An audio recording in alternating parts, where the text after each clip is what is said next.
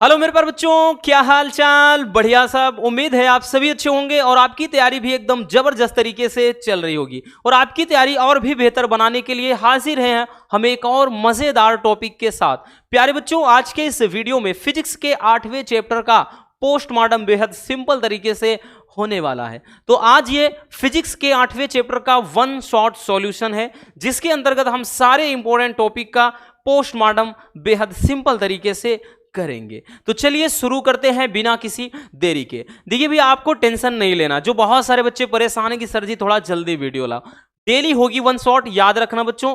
हाँ, आप परेशान बिल्कुल भी ना रहें। यूं समझना रसगुल्लों की हम दिसंबर में ही कोशिश होगी कि वन शॉट पूरा निपटा दें। फिर उसके बाद जनवरी में, पूरे जनवरी के महीने आपका मोस्ट इंपॉर्टेंट टॉपिक और मॉडल पेपर ही ज्यादा सॉल्व कराएंगे। याद रखना, और कुछ भी नहीं होगा। जितने 2 नंबर वाले, 3 नंबर वाले, 1 नंबर वाला, 5 नंबर वाले, ऐसे जो भी टॉपिक होंगे उन्हीं को 1-2 वीडियो के माध्यम से पूरा निपटाएंगे। ये हम भाई दावे के साथ कह रहे हैं कि आपको फेल तो होने देंगे ही नहीं। ये मत समझना कि भैया हमें टेंशन नहीं होती, हमको भी रातों में नींद नहीं आती है ना। नींद, आंखों में नींदे न दिल में करार। भाई पेपर भी क्या चीज होती है यार, वो आप पर गुजर रही है। हम जानते हैं भाई, हम भी इस दौर से गुजर चुके हैं। इसलिए ये मत सोचना कि भाई हमको टेंशन नहीं है, क्योंकि आप फेल हो जाते हो भैया, हमारा नाम बदनाम होगा, है ना। लोग हमको बोलेंगे अरे यार देख लो ये पढ़ाते थे, क्या पढ़ा दिए। ठीक, तो ऐसा मत सोचना रसगुल्लों, आपके साथ हम भी दिन रात लगे हुए हैं। चलिए बच्चों, देख लेते हैं वैद्युत चुंबकीय तरंगों से। एक छोटा सा चैप्टर है, नन्हा मुन्ना सा, बहुत ज्यादा डिफिकल्ट है नहीं। इसमें मतलब 1 या 2 टॉपिक ऐसे हैं जो जनरली पूछे जाते हैं, बट फिर भी और भी टॉपिक हैं, ऐसा नहीं कि उनको हम छोड़ देंगे। बट जितने इंपॉर्टेंट टॉपिक हैं, चलिए उनको हम बेहद सिंपल तरीके से कवर कर देते हैं। बस घर बैठकर आप जमकर पढ़ाई करना, यही बोलेंगे आपको, और कुछ नहीं। ठीक है, चलिए भैया शुरू करते हैं। सबसे पहला टॉपिक, ये जो चैप्टर है ना, चैप्टर का मतलब ही जान लेते हैं पहले टॉपिक में। ठीक है, कि भाई वैद्युत चुंबकीय तरंग क्या होता है, इनके गुण लिखना है। वैद्युत चुंबकीय तरंग किसे कहते हैं और वैद्युत चुंबकीय तरंगों के गुण। देखिए परिभाषा तो उतना ज्यादा पेपर में नहीं पूछता बबुआ, लेकिन इसके गुण बहुत ज्यादा पूछता है। अगर वैद्युत चुंबकीय तरंग क्या है 1 नंबर का पूछता है, ऐसा नहीं कि नहीं पूछता, पूछता है, बट ज्यादातर इनके गुण लिखना ये 3 नंबर में पूछता है, या फिर भैया 2 नंबर में पूछता है। ठीक है, चलिए समझ लेते हैं कि वैद्युत चुंबकीय तरंगे। अब वैद्युत चुंबकीय तरंगे होती क्या है, तो वैद्युत चुंबकीय तरंगे बच्चों, वैद्युत क्षेत्र और चुंबकीय क्षेत्र में जो तरंगे उत्पन्न होती है, यानी वैद्युत तरंगे और चुंबकीय तरंगों के माध्यम से ही ये तरंग पैदा होती है। ठीक है, एक ग्राफ के माध्यम से समझते हैं इसको। सबसे पहले हम क्या करते हैं भैया, एक्स वाई जेड अक्ष ले लेते हैं। एक्स अक्ष हो गया, वाई हो गया, और उसके बाद भैया हम ऐसे जेड ले लेते हैं। ठीक है, तो हम नाम दर्शा देते हैं, क्या चीज बबुआ, यहां पे भैया एक एक्स हो गया, ठीक, और ये वाई हो गया, और ये जेड हो गया। ठीक, बिंदु ओ पर। ठीक है, याद रखना वैद्युत क्षेत्र, और यहां पे मतलब ये क्या है, अच्छा हमने दर्शा दिया। अब उसके बाद हम क्या करते हैं, इस वाले बिंदु से भैया हम वैद्युत चुंबकीय तरंगों को चलाते हैं। मतलब हम सबसे पहले क्या करते हैं, वैद्युत तरंग, तो ये एक वैद्युत तरंग यहां से गुजार रहे हैं। ठीक है, वैद्युत तरंगे चल रही हैं। अब उसके बाद यहां से हम क्या कर देते हैं, इसी बिंदु से बबुआ हम एक चुंबकीय तरंग का भी संचालन करते हैं। इस तरह से चुंबकीय तरंगे भी निकल रही हैं। ठीक है, अब थोड़ा परिभाषा समझ लेते हैं कि वैद्युत तरंग तथा चुंबकीय तरंग के ज्यावक्र के अध्यारोपण से जो तरंगे उत्पन्न होती हैं, तो भैया ये एक क्या है, एक वैद्युत क्षेत्र को दर्शा रही है। मतलब ध्यान देना बबुआ, जैसे यहां पर क्या है, तो मान लेते हैं ये ई है। ठीक, ये ऐसे गई है तो ये वाला भी ई हो गया। ठीक, यहां से गया तो ये वाला ई, और एक तरफ वैद्युत ये तरंग चुंबकीय तरंगे हैं, ये बी हो गया, यहां पे ये बी हो गया, और ये इधर का बी आ गया। ठीक है, अब इनके ज्यावक्र से ये तरंगे चल रही हैं, तो ध्यान से समझना, ये जैसे तरंगों को हम दर्शा रहे हैं। ठीक, इधर हो गया, इसी तरह से बबुआ आपका याद रखना,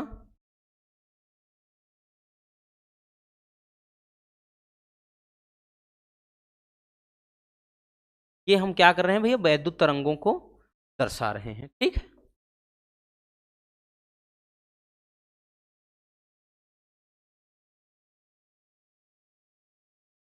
और एक तरफ ले लेते हैं चुंबकीय तरंगों को।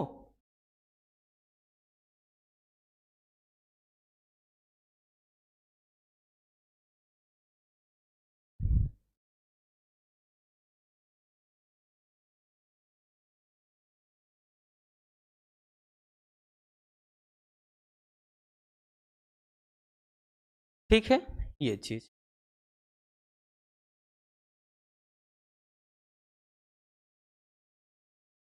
अब ध्यान देना, यहां पर क्या है, ये तरंगे चल रही हैं एक मतलब वेव की तरह से आगे इस तरह भैया, अगर हम देखें समय के साथ बबुआ ये आगे की तरफ समय के साथ बढ़ रही हैं।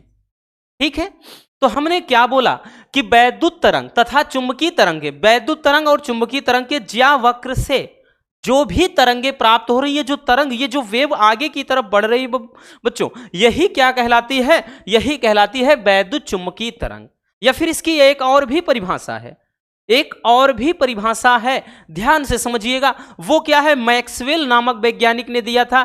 तो मैक्सवेल के सिद्धांत के अनुसार बात कर लें कि जब किसी वैद्युत परिपथ में परिवर्ती वैद्युत धारा प्रवाहित होती है तो उसके कारण चुंबकीय क्षेत्र उत्पन्न हो जाता है, जो परिवर्ती वैद्युत क्षेत्र के लंबवत होता है, याद रखना। ठीक है, वैद्युत मतलब किसके, वैद्युत। जैसे अगर मान लें ये वाला चुंबकीय है तो ये वाला वैद्युत, जैसे ध्यान से समझिएगा, ये क्या है भैया कि एक तरफ जैसे ये सीधा सीधा ये वैद्युत क्षेत्र को दर्शा रहा है, ठीक है, या फिर चुंबकीय क्षेत्र, तो इसके लंबवत मतलब इस तरह से भाई ये वाली जो आपको हमने अक्ष दर्शाया, भाई ये हमने मान लिया है कि भाई एक सीधा है और ये लंबवत, क्योंकि लंबवत को हम आपके सामने ऐसे नहीं बता सकते हैं। ठीक है, लेकिन अगर एक एंगल ऐसे बनाएंगे तो आप देखिएगा बबुआ कि ये एक क्या है, जैसे लंबवत बन जाएगा। तो यही चीज आपके सामने हम कर रहे हैं।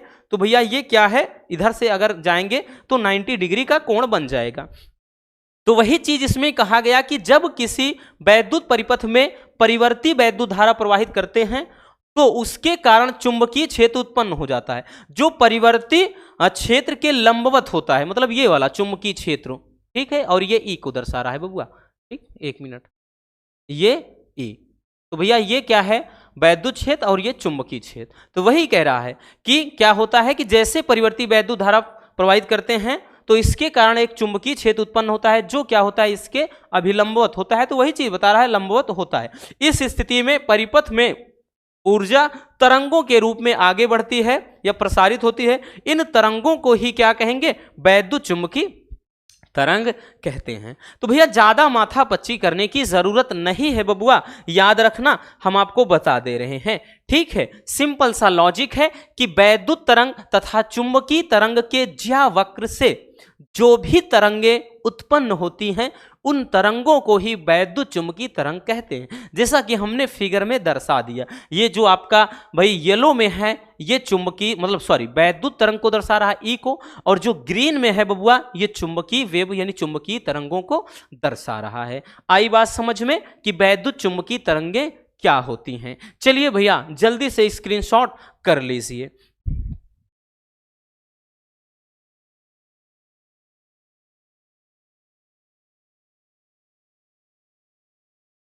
हो गया बच्चों, चलिए तो ये तो रहा भैया वैद्युत चुंबकीय तरंगे। अब वैद्युत चुंबकीय तरंगों के गुण देखेंगे, क्योंकि सबसे ज्यादा बबुआ इंपॉर्टेंट तो वही है भैया, सबसे ज्यादा इंपॉर्टेंट तो गुण ही है।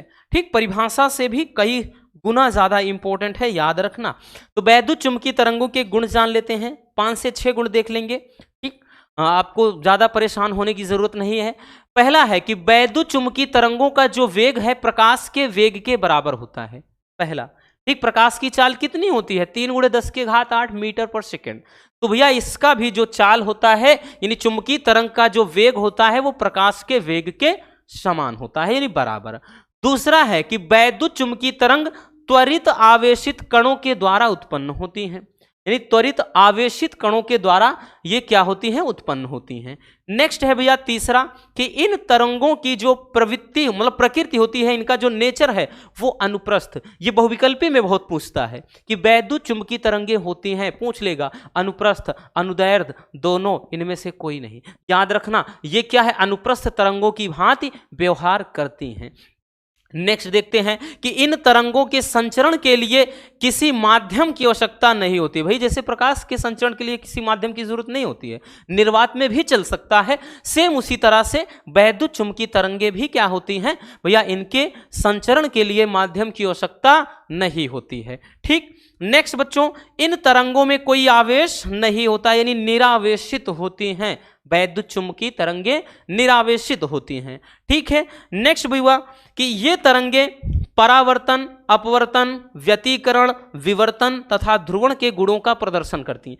जाहिर सी बात, ये सारे प्रॉपर्टीज किस में पाए जाते हैं, तो लाइट के अंदर, प्रकाश के अंदर। और पहले ही बोल दिया कि इसका जो वेग है वो प्रकाश के वेग के बराबर है।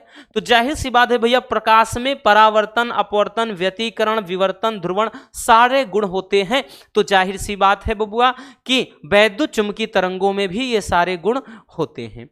ठीक है, याद रखना। और नेक्स्ट और भी अगर देखें तो इनके अलावा आपका और होता है कि भैया प्रकाश की चाल, और यहां पे अगर हम बात कर लें कि म्यू नॉट और एप्सिलॉन नॉट के बीच संबंध क्या होता है, तो आपने पढ़ा भी है कि C बराबर 1/रूट में mu naught into epsilon not, ये होता है संबंध। याद रखना, तो ये वाला भी याद रखना। ठीक है कि भाई वैद्युत चुंबकीय तरंगों के लिए प्रकाश की चाल, चुंबकशीलता और वैद्युतशीलता में संबंध, क्योंकि म्यू नॉट क्या है, ये है निर्वात की वैद्युतशीलता, और उसके बाद मतलब ये म्यू नॉट क्या है, चुंबकशीलता, और एप्सिलॉन नॉट क्या है, वैद्युतशीलता है। ठीक, एक और भी आप इसके प्रॉपर्टीज में लिख सकते हैं बच्चों। अगला गुण एक और भी लिखा जा सकता है कि भैया इसके लिए क्या होता है, जैसे चुंबकीय क्षेत्र का आयाम, वैद्युत क्षेत्र का आयाम और साथ में प्रकाश की चाल के बीच का जो रिलेशन होता है, C बराबर होता है बबुआ E not upon B not. E not क्या है, वैद्युत क्षेत्र का आयाम, ठीक, और B नॉट क्या है, चुंबकीय क्षेत्र का आयाम, C प्रकाश की चाल। तो बच्चों ये और दो गुण आप इसमें इन्वॉल्व कर सकते हैं, और इन पे बच्चों न्यूमेरिकल भी बनता है, छोटा मोटा सा नन्हा मुन्ना सा न्यूमेरिकल भी बन जाता है। ठीक है, चलिए भैया स्क्रीनशॉट कर लीजिए जल्दी से इसको स्क्रीनशॉट कर लीजिए, फिर हम चलते हैं आगे के चैप्टर में, मतलब आगे के टॉपिक को देखते हैं। ठीक,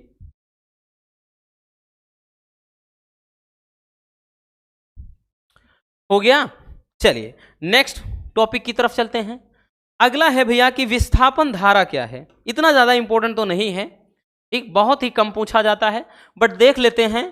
कभी कभार क्या होता है, चीजें वही हमको दिखाई पड़ जाती हैं जिसके बारे में सोच कर ना जाए। होता है ना कि जिसकी तैयारी करके जाओ वो नहीं होता है। कभी कभार क्रिकेट में आपने देखा होगा, हम आस लगाए बैठे होते हैं कि विराट कोहली अब की बार सेंचुरी मारेंगे मैच में, पता चले वहां पर विराट कोहली को छोड़ करके सूर्य कुमार यादव का बल्ला बोल गया। कभी कभार सोचते हैं नहीं सूर्या दादा तो मारेंगे, पता चले वहां अश्विन ठोंक दे रहे हैं। तो ऐसा होता है ना कि चीजें कभी कभार सारी चीजें अनुकूल नहीं होती हैं, तो कभी कभार होता है जो चीज सोच के ना जाओ आ जाता है। तो भैया पहले से ही तैयारी करके जाओ। विस्थापन धारा क्या है, एकदम सिंपल सी परिभाषा कि वह धारा जो वैद्युत क्षेत्र में परिवर्तन के कारण उत्पन्न हो उसे विस्थापन धारा कहते हैं। कहीं ना कहीं ये बच्चों चैप्टर आपका जो मैच करता है पहले दूसरे चैप्टर से मिलता जुलता है, वहां की बहुत सारी चीजें इसमें इन्वॉल्व हैं, इसीलिए बहुत सारे टॉपिक ऐसे हैं उनको नहीं देख रहे हैं, क्योंकि ऑलरेडी हम देख चुके हैं पहले दूसरे चैप्टर में। ठीक है, तो विस्थापन धारा समझ गए कि वह धारा जो वैद्युत क्षेत्र में परिवर्तन के कारण उत्पन्न हो उसे विस्थापन धारा कहते हैं। इसके लिए चलिए सूत्र प्राप्त करते हैं। देखिए क्या है कि हम भैया एक संधारित्र ले लेते हैं। हम जैसे संधारित्र, समांतर प्लेट संधारित्र की यहां पे दो प्लेटें हैं, मान लेते हैं कि समांतर प्लेट संधारित्र की दो प्लेटें हैं। ठीक, ये दो प्लेटें आपको दिख रही हैं। भाई इसको हमने क्या किया, एक बैटरी से जोड़ दिया। ठीक, एक बैटरी से एक सेल की मदद से यहां पे हमने जोड़ दिया है। ठीक है, और यहां पर ध्यान दें तो भैया ये इसमें धारा का प्रवाह हो रहा है, और जैसे ही क्या है संधारित्र की प्लेटों को हम किसी बैटरी यानी बाह्य स्रोत से जोड़ देते हैं तो होता क्या है कि जैसे ही भैया ये समांतर प्लेट संधारित्र की भाई प्लेटों के बीच यहां पर धारा प्रवाहित होगी, तो इसमें होता क्या है कि इसमें भाई एक प्लेट पर धन आवेश फैल जाता है और दूसरे यानी इसके अपोजिट जो प्लेट होती है समान मात्रा में यानी उतनी ही मात्रा में ऋण आवेश क्या हो जाता है उत्पन्न, और दूसरे पर भी क्या होता है धना होता है, लेकिन उसे जब भू संपर्कित कर देते हैं तो वो निरावेशित हो जाता है यानी पृथ्वी में चले जाते हैं। तो इतना ध्यान दें कि जैसे ही हम समांतर प्लेट संधारित्र की प्लेटों को क्या करते हैं किसी बाह्य स्रोत से जोड़ देते हैं तो दोनों प्लेटों पर समान मात्रा में लेकिन विपरीत प्रकार के आवेश उत्पन्न हो जाते हैं। अब ऐसे केसेस में अगर आपको याद हो बच्चों तो आपने चैप्टर 1 में देखा है यानी 2 में गॉस की प्रमेय वाले में, तो भाई प्लेट के निकट वैद्युत क्षेत्र की तीव्रता, प्लेट के यानी इन प्लेटों के निकट वैद्युत क्षेत्र की तीव्रता कितनी होती है, तो वैद्युत क्षेत्र की तीव्रता, तो भैया प्लेटों के निकट वैद्युत क्षेत्र की जो तीव्रता हो जाएगी बबुआ वो कितनी हो जाती है, वो हो जाती है E बराबर सिग्मा अपान एप्सिलॉन नॉट। याद करो वो दिन, याद है ना, ये डेरिवेशन भी करवाए हैं बबुआ, ठीक है, इसीलिए बोलते हैं कि भाई एकदम दिमाग खुला रखना हमेशा रखना चाहिए, चौकन्ना रहो, ठीक है, कि E बराबर एप्सिलॉन मतलब sigma upon epsilon naught, but we know that, चूंकि हम जानते हैं बच्चों कि जो होता है यहाँ पे सिग्मा बराबर Q अपान A होता है, Q अपान A होता है। कैसे होता है याद करो, आवेश पृष्ठ घनत्व, क्या आवेश पृष्ठ घनत्व की परिभाषा बताया था कि भैया कोई भी चादर है, ठीक है, किसी चादर के प्रति एकांक क्षेत्रफल पर वितरित आवेश की मात्रा को ही आवेश पृष्ठ घनत्व कहते हैं, ठीक है। तो यहां पर कोई क्या है आवेश पृष्ठ, याद है ना कि रेखीय आवेश घनत्व, आवेश पृष्ठ घनत्व, आयतन पृष्ठ घनत्व सब बताया था, ठीक है। तो ये होता है सिग्मा बराबर Q अपान A, तो भैया इसके स्थान पे हम पुट कर देंगे ना बच्चों, ठीक है। तो E बराबर भैया सिग्मा के स्थान पे Q अपान A हो जाएगा, क्या हो जाएगा Q अपान A, तो Q अपान यहाँ पे भैया तो क्या हो जाएगा A इंटू ये एप्सिलॉन नॉट, तो आपका ऑलरेडी ही रहेगा, ठीक है, इतना रहेगा बच्चों। या फिर इसको हम Q बराबर कर देते हैं, Q बराबर कर देंगे तो बच्चों क्या हो जाएगा, ये हो जाएगा E इंटू A और एप्सिलॉन नॉट। इसको थोड़ा और सही से सजा देते हैं तो Q बराबर एप्सिलॉन नॉट इंटू ये E और A हो गया, EA हो गया। बट यहां से भी एक नई चीज हमको मिल गई बबुआ, क्या मिल गई, चलिए देखते हैं रसगुल्लों। चूंकि हमको मालूम है कि फाई E बराबर होता है E इंटू A, कौन सा, वैद्युत फ्लक्स, ठीक है। चुंबकीय फ्लक्स में तो फाई B बराबर BA होता है, लेकिन वैद्युत फ्लक्स में फाई E बराबर, क्योंकि E चुंबक मतलब वैद्युत क्षेत्र है, जब यहां B हो जाता है वो वैद्युत क्षेत्र को दर्शाता है, तो ये क्या है आपका वैद्युत फ्लक्स है। फाई E बराबर E इंटू A होता है, तो यहां पर यहां E इंटू A है, इसके स्थान पे अपन क्या कर देंगे यानी फाई E रख सकते हैं, फाई E क्या कर सकते हैं बबुआ, रख सकते हैं। तो ये हो जाएगा भैया, क्या हो जाएगा ध्यान से समझना, Q बराबर क्या हो जाएगा, ये एप्सिलॉन नॉट इंटू यहां पे फाई E हो जाएगा, फाई E हो जाएगा। अब देखना, अब हम करेंगे कि T के सापेक्ष अवकलन, T के सापेक्ष अवकलन कर देते हैं। तो भैया T के सापेक्ष अवकलन करने पर अवकलन, ठीक है, अवकलन कर देते हैं।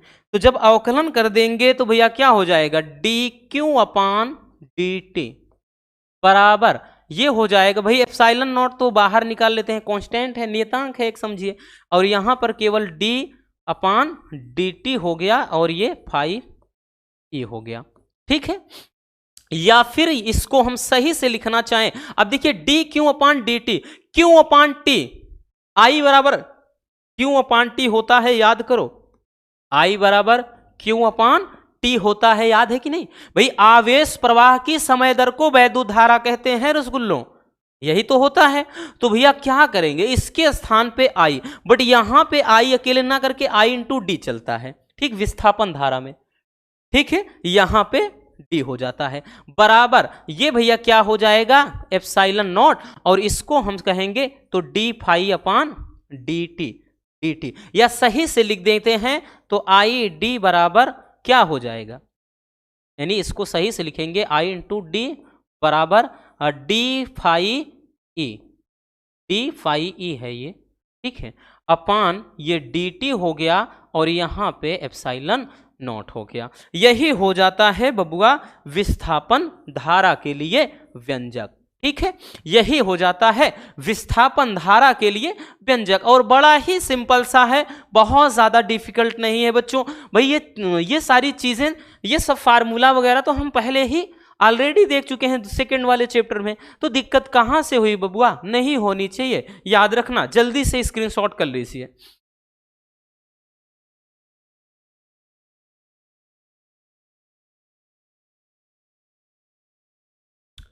हो गया ना, चलिए आ जाते हैं नेक्स्ट टॉपिक की तरफ भैया, आगे चलते हैं।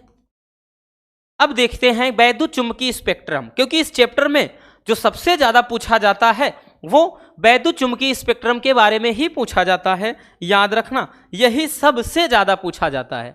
इसमें आपके जो 5 से 6 स्पेक्ट्रम है उनमें पूछा क्या जाता है, सबसे ज्यादा उनका उपयोग पूछता है, ठीक है, मतलब इसमें जितनी भी तरंगे होती हैं तरंगों के उपयोग पूछता है हर पेपर में। हर पेपर का मतलब समझ लो जितने सेट बनने हैं, 7 बन रहे हैं तो 7 के 7 में आएगा, 5 बन रहे हैं पेपर तो 5 के 5 में आएगा।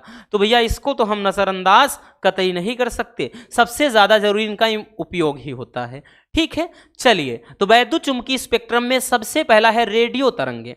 रेडियो तरंगे क्या है, तो भैया रेडियो तरंगों का उत्सर्जन कहां से होता है, आवेशित कणों के दोलन के कारण होता है।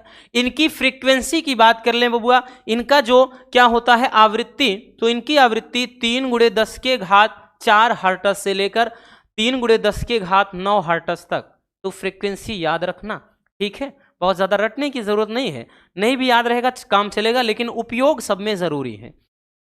अब इनका उपयोग जान लेते हैं। तो भैया रेडियो तरंगों का उपयोग कहाँ पर होता है रसगुल्लों, तो भैया रेडियो में, टेलीविज़न प्रसारण में, सेल फोन और साथ ही वाईफाई, इन सब में रेडियो तरंगों का प्रयोग होता है। दूसरा है नेविगेशन, मतलब क्या होता है, नेविगेशन का मतलब क्या है, जो भी मतलब खोज वगैरह होती हैं, ठीक है, उनमें इलेक्ट्रॉनिक युक्तियों में, ठीक है, याद रखना, तो नेविगेशन में संकेत वगैरह जो भेजे जाते हैं उनमें।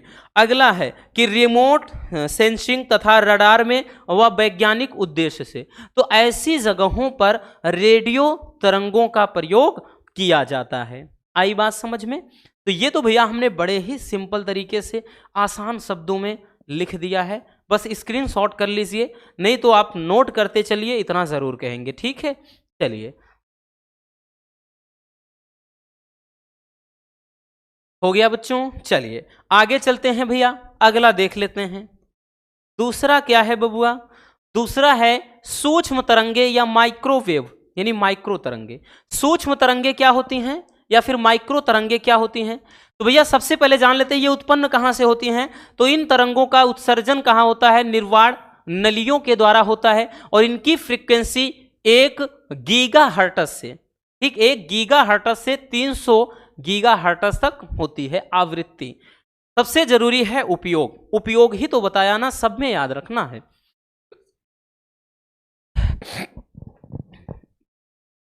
चलिए उपयोग देखते हैं। उपयोग कहां है, पहला परमाणु तथा अणुओं की स्ट्रक्चर को जानने में, यानी परमाणु और अणुओं के संरचना का अध्ययन करने में प्रयोग होता है सूक्ष्म तरंगों का। दूसरा वाहनों तथा क्रिकेट की गेंद की चाल ज्ञात करने में, यानी जो भी वाहन चलते हैं भाई हम देखते रहते हैं डिजिटल सिस्टम में, हमको स्क्रीन पर दिखता है कि हाँ इतना इसका आरपीएम है, ठीक है, इतना km/h की स्पीड पकड़ रही है, तो सारी चीज़ें हमको कैसे मालूम पड़ती हैं, तो भैया वहाँ पर जो एक मीटर लगा होता है जो वो जनरेट मतलब घूमता है चक्के के पास में, तो कहीं ना कहीं वही क्या करता है, उनमें से सूक्ष्म तरंगे यानी माइक्रोवेव निकलती हैं, वो उन्हीं के द्वारा हमको क्या होता है वाहनों की गति का पता चलता है। और साथ में क्रिकेट आप देखे होंगे भैया, अगर क्रिकेट प्रेमी है तो इतना तो मालूम ही होगा कि भाई जब भी आप मैच देखते हैं तो वहां पे बोल देता ना कि आज इस बॉलर ने दुनिया की सबसे खतरनाक गेंद डाल दी है, इसकी स्पीड इतनी है उतनी है। तो कैसे मालूम पड़ता है कि हाँ 140 किमी पर आवर की स्पीड फेंक रहे हैं या फिर 150 की स्पीड फेंक रहे हैं, कैसे पता चलता है? तो वहां पर भी वही माइक्रोवेव का प्रयोग किया जाता है, मतलब सूक्ष्म तरंगे निकलती हैं। ठीक है, अगला है कि विमान संचालन तथा रडार में, ठीक, विमान के संचालन में जो जो जेट विमान होते हैं और अन्य विमान होते हैं उनके संचालन में और रडार प्रणाली में भी इसका प्रयोग किया जाता है। ठीक है, यानी अगर हम बात करें कि तो भाई जो होता है नहीं, और जैसे सोनार वगैरह सुना है कि नहीं? कौन सा सोनार? सोना और चांदी आपको देने वाला वो सोनार नहीं, जो पानी के अंदर होते हैं। ठीक है, कोई भी चीजें खोजी जाती हैं तो उन सब में ये सब प्रयोग किया जाता है, याद रखना। ठीक है, चलिए स्क्रीनशॉट कर लीजिए पहले। हो गया, चलिए आगे चलते हैं। अवरक्त तरंगे, अवरक्त तरंगों की बात कर लें तो भैया अवरक्त तरंगे तप्त, तत्व नहीं, तप्त, ठीक, तप्त वस्तु यानी जो रेड हॉट होती हैं, एकदम तप्त वस्तु तथा अणुओं से विकिरण के रूप में उत्पन्न होती हैं। इनकी फ्रीक्वेंसी बात कर लें तो भैया 6 × 10 के घात 10 हर्ट्ज से 4 × 10 के घात 14 हर्ट्ज तक होती है। अगर इनका उपयोग अगर हम देखें तो उपयोग कहाँ होता है, क्योंकि सबसे ज्यादा जरूरी तो उपयोग ही है, सब में हमने बताया भी है भैया। उपयोग में चिकित्सा के क्षेत्र में इनका उपयोग होता है, पहला। दूसरा है भैया कि पौधशालाओं को गर्म रखने में। ठीक है, तीसरा है कि मौसम की भविष्यवाणी, यानी मौसम संबंधी जो भी घटनाएं पता पहले से ही चल जाती हैं कि भैया देखो आपके मोबाइल पर भी मैसेज आ जाता है कि आज इतने इससे इतने टाइम के बीच में भारी वर्षा होने वाली है, कि आज इतने से इतने टाइम के बीच में मतलब तापमान इतना गर्म रहेगा या फिर तापमान इतना ठंडा रहेगा। ठीक है, तो वो क्या होता है, कैसे पता चलते हैं? ये अवरक्त तरंगों के माध्यम से ही, ठीक, मौसम की भविष्यवाणी होती है। अगला है कि धुंध में स्पष्ट देखने के में, ठीक, तो भाई बहुत ज्यादा धुंध हो जाता है, कोहरा हो जाता है, तो उनको भेदने के लिए अर्थात उसमें स्पष्ट देखने के लिए भी अवरक्त तरंगे निकलती हैं। इसीलिए आपने देखा होगा वाहनों में पोलराइड का प्रयोग किया जाता है, जो पीली कलर की पन्नी होती है, पोलराइड मतलब पोलराइड होता है। ठीक, नहीं तो अलग से हेडलाइट में पोलराइड का प्रयोग कर देते हैं, जिससे कि कोहरा को भेद देता है। ठीक, चलिए, तो उपयोग सब में याद रखना बच्चों, और कुछ नहीं। ठीक,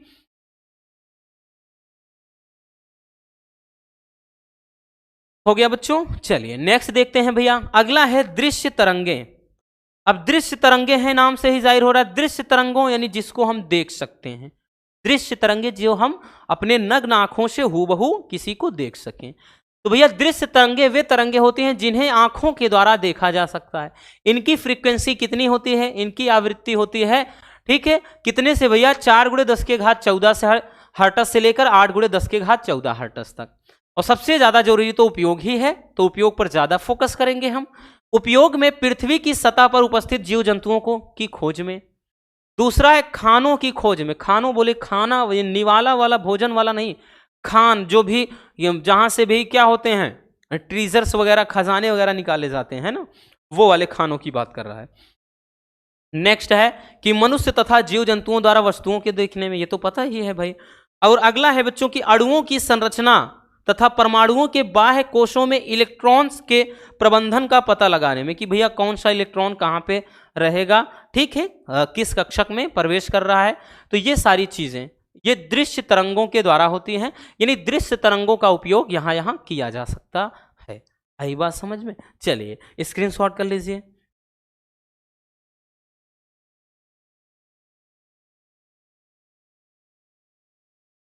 हो गया भैया, चलिए आगे चलते हैं बच्चों।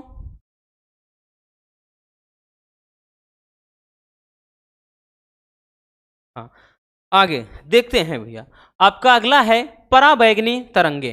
ठीक है, नेक्स्ट है पराबैंगनी तरंगे। पराबैंगनी तरंगे क्या होती हैं? जो यूवी किरणें होती है ना, अल्ट्रा वायलेट रेस, हाँ, जो सूर्य के प्रकाश से अल्ट्रा वायलेट रेस चलती है, हाँ भाई, जिनको पृथ्वी पर आने के लिए रोकता कौन है? ओजोन, जो मंडल होता है, ओजोन परत, ओजोन गैसें होती हैं उनमें। ठीक है, तो पराबैंगनी किरणें क्या है? पराबैंगनी तरंगों का उत्सर्जन एक विशेष प्रकार के लैंप या अधिक तप्त, ठीक, यहां पे भी गलत लिखा है तप्त, अत्यधिक तब तो वस्तुओं द्वारा होता है। सूर्य इनके उत्सर्जन का एक प्रमुख उदाहरण है। देखिए बात कर लिया ना भैया, तो सूर्य इनका एक प्रमुख उदाहरण है, यानी इनको उत्सर्जित करने वाला। इनकी फ्रीक्वेंसी 8 × 10⁻14 हर्ट्ज से 3 × 10⁻16 हर्ट्ज तक होती है। और सबसे ज्यादा जरूरी उपयोग, और ये वाला तो काफी ज्यादा इंपॉर्टेंट है, ठीक भैया, आपका ये वाला मोस्ट इंपॉर्टेंट है। इनके उपयोग में पहला, नकली दस्तावेज का पता लगाने में। भाई जो भी डुप्लीकेट दस्तावेज, जो फाइल्स वगैरह, जो पेपर वगैरह तैयार होते हैं, उनका पता लगाना। देखिए स्कैनिंग इसीलिए होता है, डिटेक्टर जो होता है ना, जो स्कैन कराते हैं। भाई किसी आप कोई भी चीज़ खरीदने चले जाओ, शॉपिंग मॉल वगैरह में हर जगह चला जाओ, भाई कहीं भी चले जाओ, आपको जहाँ पक्की रसीद मिलती है, चीज़ों को पहले स्कैन करते हैं, ठीक है। तो स्कैनिंग होती है इसीलिए स्कैनिंग होती है। तो नकली दस्तावेज का पता करना। अगला, चोरों से सुरक्षा के अलार्म में। आपने देखा होगा कि जहाँ पर ज़्यादा सुरक्षा होती है, खासतौर पर संग्रहालय वगैरह में, या जहाँ बहुत ज़्यादा सिक्योरिटी है, कोई बहुत कीमती चीज़ रखी हो, तो वहाँ पर ऐसा अलार्म होता है कि जैसे ही आप चीज़ों को टच करेंगे, ऐसी चीज़ें जो आपको नहीं छूनी चाहिए, अगर आप छू लेते हैं तो अलार्म बजने लगता है, तो वो पराबैंगनी किरणों के कारण होता है। अगला है कि अणुओं की स्ट्रक्चर यानी संरचना को पता लगाने में। और नेक्स्ट है भैया जीवाणुओं को नष्ट करने में। ये ऐसी जगहों पर अर्थात इन रूपों में क्या होता है, पराबैंगनी किरणों का अर्थात यूवी किरणों का प्रयोग किया जाता है, ठीक है। चलिए भैया स्क्रीनशॉट कर लीजिए। हो गया बच्चों। चलिए नेक्स्ट देखते हैं भैया आपका अगला है कि एक्स किरणें, ठीक। हमने बताया ना कि बहुत सारी इसमें क्या है आपकी, हम बात कर लें भैया, वैद्युत चुंबकीय स्पेक्ट्रम है, कई हैं, जो ज्यादा इंपॉर्टेंट हम बता दे रहे हैं। नेक्स्ट है कि एक्स किरणें। अब एक्स किरणें क्या है, ये भी काफी इंपॉर्टेंट है, याद रखना, ये भी मोस्ट इंपॉर्टेंट है। एक्स किरणें क्या है, तो एक्स किरणें एक्स रे नली से, जो एक्स रे नली होती है उससे उत्सर्जित होती हैं। इनकी आवृत्ति 1 × 10⁻16 हर्ट्ज से 3 × 10⁻19 हर्ट्ज तक होती है। लेकिन सबसे ज्यादा जरूरी जो है वो है आपका, भाई इसमें क्या है, उपयोग है। तो भैया उपयोग में पहला, चिकित्सा के क्षेत्र में, ये तो सभी को पता है कि भाई एक्सरे जो होता है यानी एक्स किरणों का प्रयोग भाई क्या होता है, चिकित्सा के क्षेत्र में। एक्सरे आप निकलवाते हैं आपके शरीर के किसी भी पार्ट का, एक्सरे हड्डी टूट जाए, मोच जाए, चोट आ जाए, है ना, एक्सरे, तो वही जो स्कैनिंग होता है एक्स किरणों के द्वारा।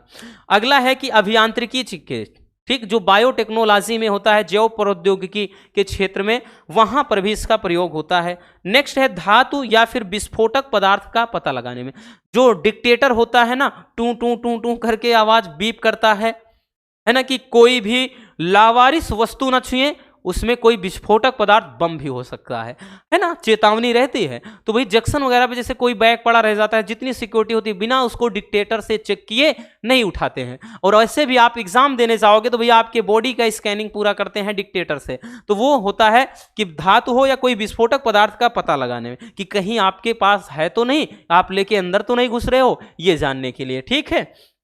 चलिए तो भैया इसको भी स्क्रीनशॉट कर लीजिए। हो गया बच्चों। चलिए आगे देखते हैं भैया, अगला है आपका गामा किरणें। नेक्स्ट क्या है भैया, गामा किरणें। अब देखिए गामा किरणें क्या होती हैं, ये भी इंपॉर्टेंट है, याद रखना, ठीक। वैसे सारे हैं, ऐसा नहीं कि शुरू के जो 2 से 3 बता दिए, नहीं है, सब इंपॉर्टेंट है, सब में केवल और केवल उपयोग ही इंपॉर्टेंट है, याद रखना। तो गामा किरणें परमाणु के नाभिक से उत्पन्न होने वाली किरणें होती हैं। इनकी भेदन क्षमता भाई अल्फा बीटा से भी ज्यादा होती है, ठीक है। गामा किरणों की भेदन क्षमता बहुत, यानी एक मोटी, मतलब धातु की मोटी परत को भी भेद सकता है। इनकी फ्रीक्वेंसी 3 × 10⁸ हर्ट्ज से 5 × 10⁻25 हर्ट्ज तक होती हैं। जान लेते हैं बच्चों कि उपयोग कहाँ होता है इनका। तो भैया उपयोग में पहला है नाभिकीय अभिक्रियाएं उत्पन्न करने में, तो जो नाभिकीय संलयन होता है, नाभिकीय विखंडन होता है वहां पर, ठीक। अगला कैंसर तथा ट्यूमर के इलाज में। देखिए कैंसर और ट्यूमर लगभग एक ही माने जाते हैं। ट्यूमर में सुदम और दुर्दम ट्यूमर होता है, बायोलॉजी में आपने पढ़ा है, एक कैंसर कोई किसी एक अंग को क्षति करता है, लेकिन ट्यूमर में 2 तरह का होता है, एक तो ब्लड के साथ फैल जाता है, दूसरा एक जगह पर गांठ बना देता है। तो यूं समझना कि जो कैंसर का इलाज होता है उसके इलाज में इसका यानी इन किरणों का प्रयोग होता है। नेक्स्ट परमाणु की स्ट्रक्चर को जानने के लिए, और अगला है जीवाणुओं को नष्ट करने के लिए। भाई इसका भी तो इस्तेमाल जीवाणुओं को नष्ट करने के लिए और पराबैंगनी किरणों का भी इस्तेमाल जीवाणुओं को नष्ट करने के लिए। तो चलिए जल्दी से इसको भी स्क्रीनशॉट कर लीजिए। हो गया भैया। तो बस आज के इस वीडियो में इतना ही। और ये बताया था कि पहले से कि एक छोटा सा टॉपिक है लेकिन इंपॉर्टेंट है। इसमें 2 से 3 नंबर के क्वेश्चन, मैक्सिमम आपको 4 नंबर तक के क्वेश्चन इसमें दिखाई पड़ेंगे। ठीक है, उम्मीद है आपको अच्छे से समझ में आ गया होगा। वीडियो पसंद आई हो तो भाई प्यार से लाइक जरूर कर देना, नए हैं तो चैनल को सब्सक्राइब जरूर कर लीजिए ताकि मजेदार टॉपिक आप तक रेगुलर पहुंचते रहें। Love you, bye bye, take care. और हाँ, एक प्यारा सा कमेंट बॉक्स में छोड़ दीजिएगा।